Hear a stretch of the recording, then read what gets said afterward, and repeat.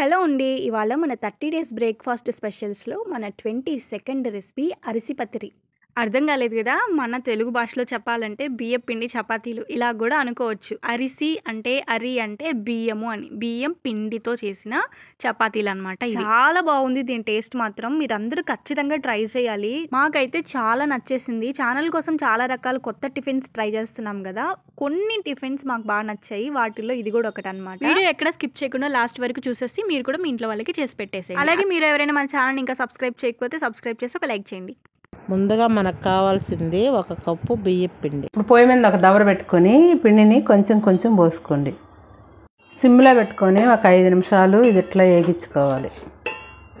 ఖచ్చితంగా సిమ్లోనే పెట్టుకోవాలి. ఇప్పుడు నీళ్ళు వేసుకోవాలి. నీళ్ళు వేసుకునేటప్పుడు చాలా జాగ్రత్తగా వేసుకోవాలి. అసలు కొంచెం కూడా ఎక్కువ అవ్వకూడదు. ఇప్పుడు కొంచెం కొంచెం నీళ్ళు వేస్తే కలుపుకోవాలి. ఇట్లా వేస్తా కలుపుకుంటూ సరిపోయినంత వరకు కలుపుకోవాలి. చూడండి పిండి ఇలాగే ఉండాలి. చూడండి పిండి కలుపుకునేది ఇలాగే ఉండాలి. మళ్ళీ మనం చపాతీ పిండిలాగా కలుపుకునేటప్పుడు మళ్ళీ కొంచెం తేమ వస్తుంది.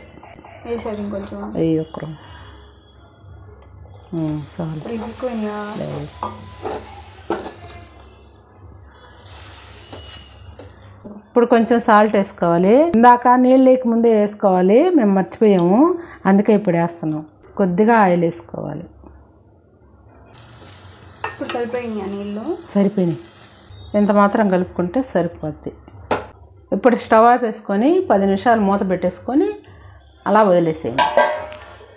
10 నిమిషాలు అయింది, రండి చూద్దాం. చూడండి ఆవిరి కూడా బాగా వచ్చింది కదా. ఇప్పుడు దీన్ని ఒక మిక్సింగ్ బౌల్లోకి వేసుకున్నాం. చేత్తో బాగా ఒత్తుకుంటూ కలుపుకోవాలి. చపాతీ పిండిలాగా ముద్దలాగా రావాలి, కానీ మెత్తగానే ఉంటుంది. రండి కలుపుకున్నాం. చూడండి ఇట్లా ఒత్తుతూ కలుపుకోవాలి. ఇప్పుడు నీళ్ళు పోయకూడదు, ముందే మనకు సరిపడిన నీళ్ళు పోసుకోవాలి.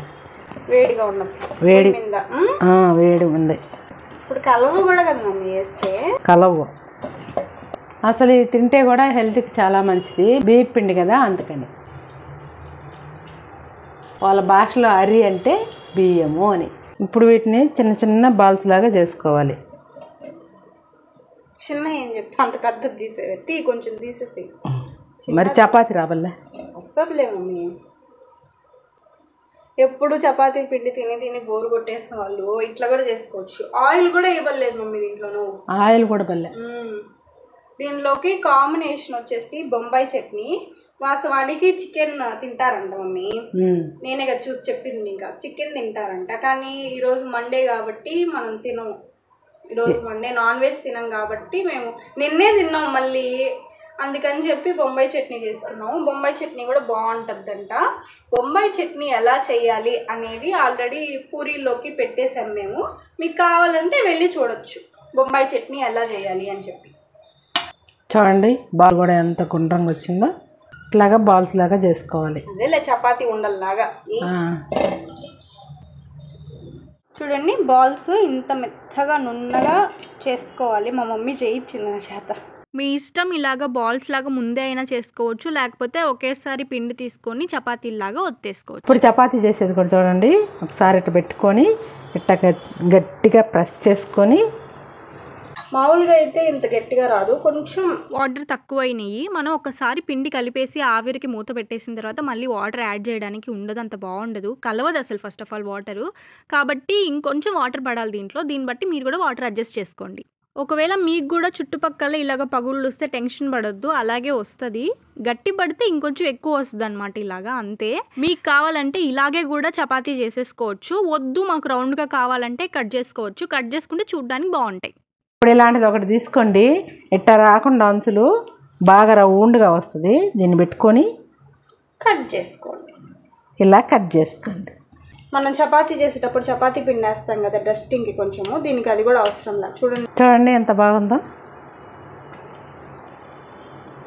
నెట్టుందో చూడండి అసలు.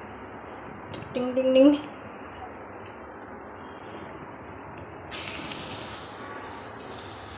ఫస్ట్ చేసేటప్పుడు మాత్రము కొంచెం ఆయిల్ వేసుకొని దాని తర్వాత నుంచి ఇంకా అవసరం లేదు కదా మమ్మీ. అవును.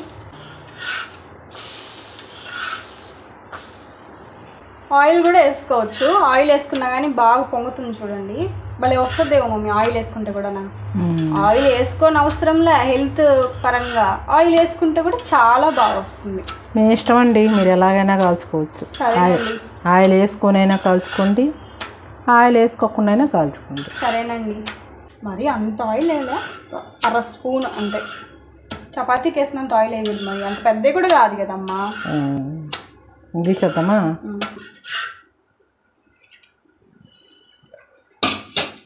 నూనె వేసుకోకుండా తిప్పుతూ కాల్చుకోవాలి. అసలు ఆయిలే అవసరం లేదు మమ్మీ దీనికి. కొంచెం అప్పుడు వేసాం కదా ఉడకబెట్టేటప్పుడు, అప్పుడు వేస్తే సరిపోయింది కదా. అవును, అప్పుడు ఎట్టా ఉడికిపోయింది కాబట్టి ఇది ఎక్కువసేపు కూడా కాల్చుకోవాలి. ఎర్రగా అయ్యేటట్టు జస్ట్ ఒక 30 సెకండ్స్ అట్టు 30 సెకండ్స్ ఇట్టు తిప్పుతూ ఇట్లాగా వెంటనే కాల్చుకున్నారంటే సరిపోతుంది. ఇంకా టేస్ట్ చేద్దామా? రండి. మళ్ళీ ఇంకా టేస్ట్ చేద్దామా? రండి. అసలు ఎంత మెత్తగా ఉన్నాయండి, మన చపాతీలాగే చాలా స్మూత్గా ఉన్నాయి.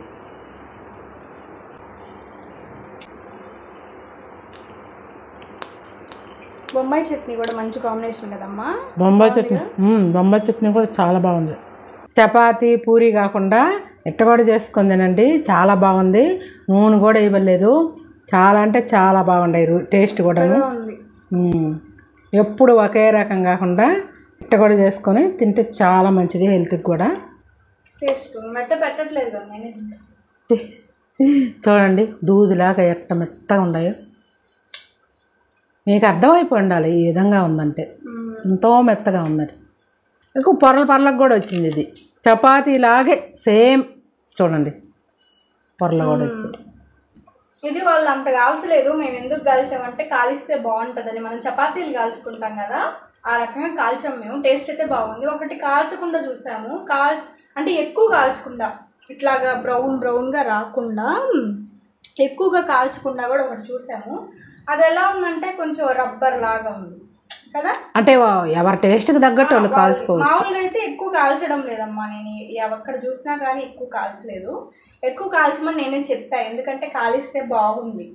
అంటే వాళ్ళు ఏమనుకున్నారంటే ఆవిరి బట్టి ఉడికిపోయింది కదా, మళ్ళా ఇంకోసారి ఎందుకు ఎక్కువ ఉడకబెట్టుకోవడం అని వాళ్ళు అట్ట కాల్చుకున్నారు. ఒకసారి అలా వేసారు. ఆయిల్ కూడా ఇలా ఒకటి ఆయిల్ వేసి చూసాము. ఆయిల్ వేస్తే చాలా బాగుంది, కొత్త టేస్ట్ వచ్చింది మిగతా వాటికంటే కదా. మొత్తానికి దీనికి 10కి 10 మార్క్స్ ఇవ్వచ్చు. చాలా బాగుంది.